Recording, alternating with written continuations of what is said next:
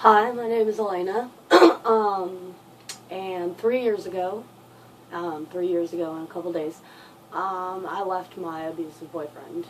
He's an ex, out of my life. I wanted to make this video today to share with you my experience in moving past him and a little bit of what it was like with him, but really to hopefully inspire some of you to see that there is life beyond them, even though they tell you there isn't. I met my ex in December of 2010. I just thought of him as a friend, and then he texted me and was like, "Hey, I know someone who's single and likes you." And I was like, "Oh my goodness, like, a boy likes me, oh my gosh." And so for me, it was a new experience, you know, all through high school. I hadn't really dated. I was really into my gymnastics. So anyways, this was a new experience for me. And you know, things were good. And then Valentine's Day came, and I had actually been taking a self-defense class, and we had just been learning about what to do if someone grabs your wrist. And so one night on Valentine's, he grabbed my wrist. And I was like, oh my goodness, like, we just learned about this, like, what do I do? And so, when he wouldn't let go, I kneed him, and then he let go, slapped me across the face, I slapped him, he slapped me again, I walked out. But that was just the first incident, you know, and it really, I brushed it off as it was a fluke, and it was, I don't think at that point I really thought it was my fault, but I just kind of thought it was like, oh, well, that's not ever going to happen again. And I think that's how a lot of them start off, is you say, this is never going to happen to me. But it did.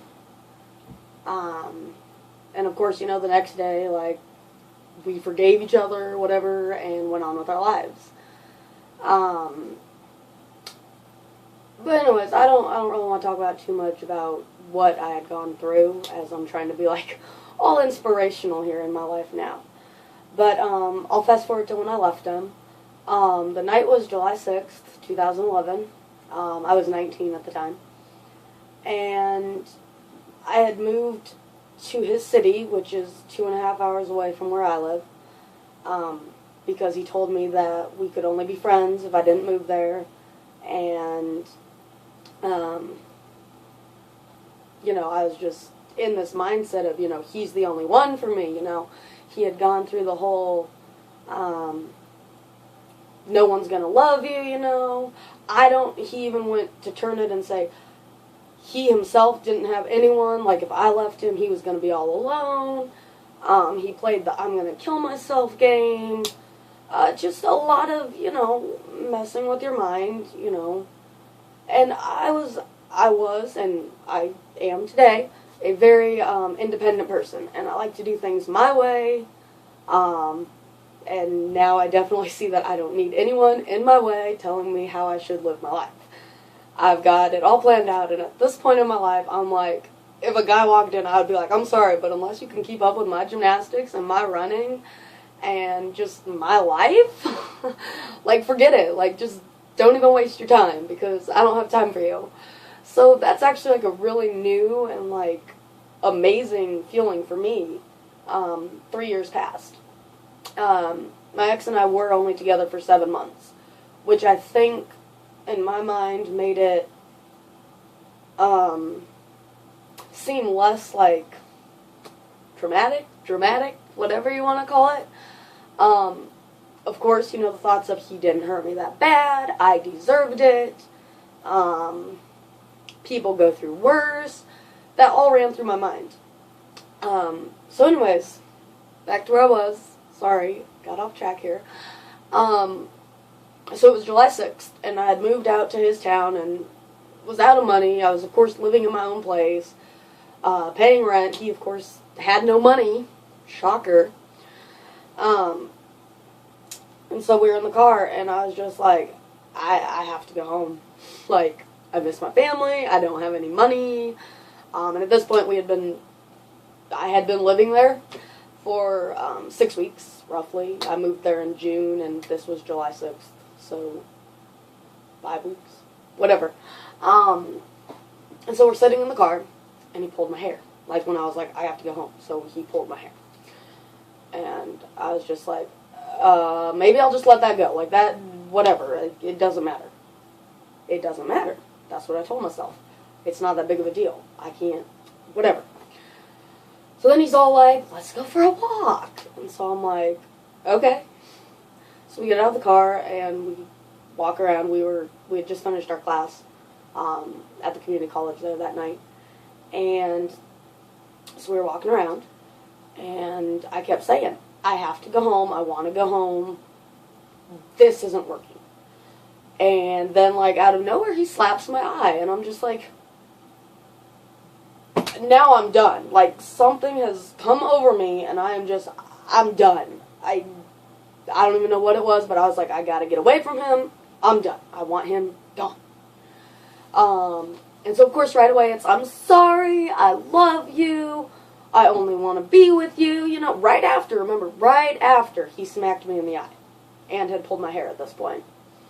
So we walk a little bit further. And then I'm not really sure what set what off, but he turns then and he's facing me. And he just throws his head back and slams it right into mine. And I'm just like, I don't know what to do at this point. I'm in shock. I'm stunned. I can't think to get away. All my stuff's in his car. Like, at this point, I have no idea what I'm supposed to do. And so I literally just, like, sat down. I was like, I don't know what you're doing. You're psycho. Leave me alone. And he gets down and starts screaming at me. He goes, you called me an asshole. You just called me an asshole. And I didn't say anything. And I was like, no, I didn't. And he goes, you just called me it again.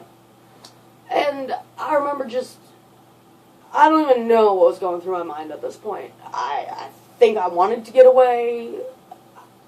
Didn't know. So then we stand up and keep walking. Because, again, I'm not thinking to get away. There's no one around. There's no one around. Good key there. Then, so we stand up and we're walking, and then he picks me up, like, nicely, hugs me, and is like, I love you, you're the only girl for me, I see you as more than a girlfriend, I see you as my wife, and then he put me down and kind of looks at me, and I'm like, just, no. And so then, he drops to his knees, and he is begging me not to leave. And I'm just blown away. I don't really remember at this point what was really going through my head. So then we walked a little bit more, and then at one point, like, we started walking another way. At this point, he's done everything that he's going to do to hurt me. He doesn't do anything again. But, so we're walking, and he goes, I know you don't want to, but will you hold my hand? And I'm just, what? So, of course I do, because he asked so nicely, right? So, anyways, we're walking a little bit more, and we kind of circle back around to the car, and he goes, well, I have to tell you something. And I'm thinking, okay. Like, okay. And he goes, I wasn't sleeping on the 4th of July, because he had told me that he had taken this medicine, he was going to be sleeping all day on the 4th of July. No, he wasn't. He goes, I went to Chelsea's town, we'll call her Chelsea, to run a race and then go swimming with her. And I was just like, well, this is news to me. And then he asks me, can we still be friends and text? And, so he didn't want me out of his life, but I think he kind of knew that, like, I wasn't going to be his girlfriend anymore. I don't really know. I don't even want to go into what he was thinking. I don't know. So we get in the car, And he goes to, like, take me back to my apartment. And he's like, "You're not going to call the cops, are you?" And, of course, I was like, no, I'm not. Oh, and then also, I'm sorry, I forgot this part, but at one point, he looked at me, I think, after headbutting me, and he goes, "Well, there aren't any marks." So, right there, that tells you he knew what he was doing, he knew what he had done. And yeah, I mean, it's sad, but when you're in that position, like, looking back on it now, as I can, like, recall how everything went, if I was a person standing back and watching this, I would be like, why doesn't this person just leave?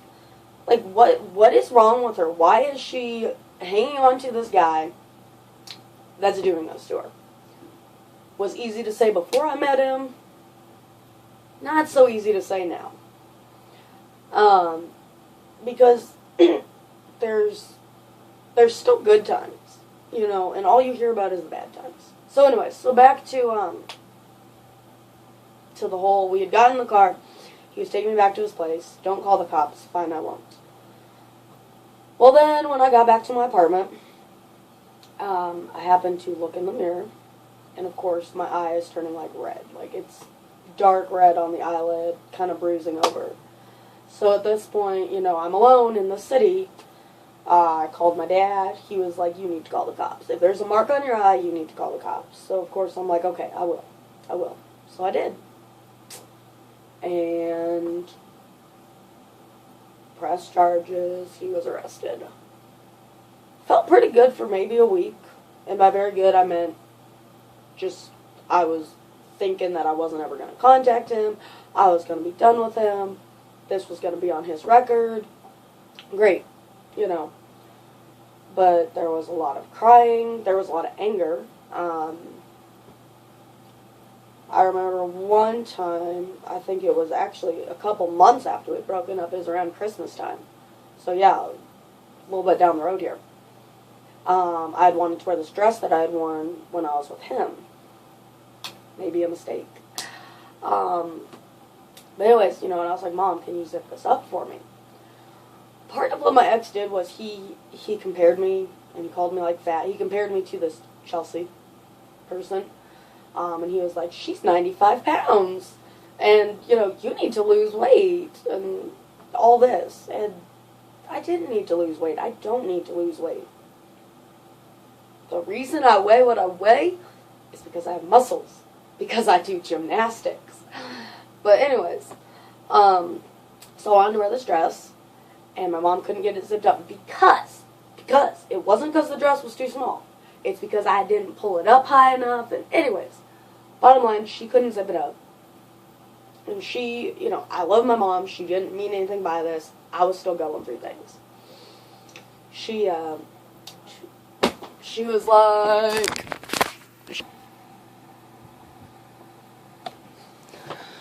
like, I can't get it zipped up. Like, I don't think it fits you.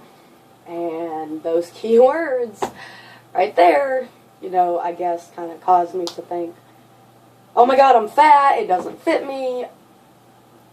Thoughts of my ex came back, of course, and everything. And so, in a fit of anger, I took my shoe, a high heel, and I threw it into the bathroom wall and put a nice hole in it. Yep. And this was in December, and we broke up in July.